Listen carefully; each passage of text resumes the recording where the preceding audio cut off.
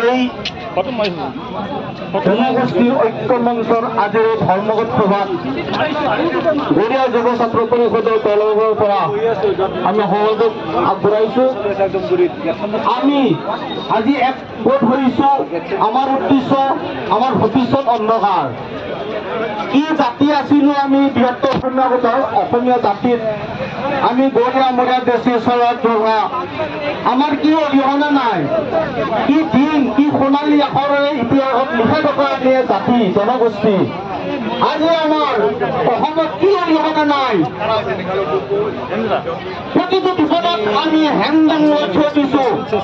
স্বজাতি ইছলাম ধৰ্মীয় আক্ৰমণকাৰীৰ বিৰুদ্ধে আমি অস্ত্ৰ লৈ আগবাঢ়িছোঁ।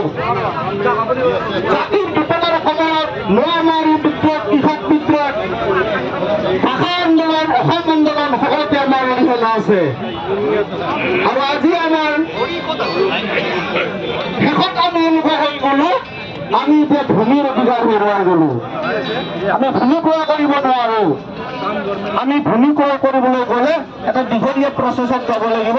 তাতে আমাক ইছলাম ধৰ্মীয় বুলি পৃথক কৰা হৈছে।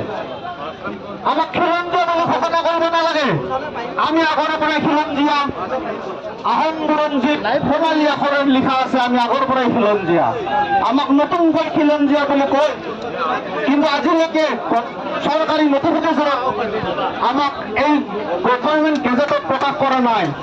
গতিকে এয়া এনেকৈ আমাক ঠকাই আছে। আৰু কিমান দিন থাকিব? আমি জাগিবৰ হ'ল।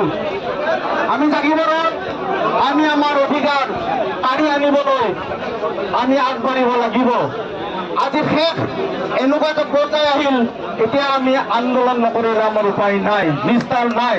আমি দ্বিতীয় শ্ৰেণীৰ নাগৰিক হ'বলৈ গৈ আছোঁ। গতিকে মোৰ ৰাইজ এটাই অনুৰোধ,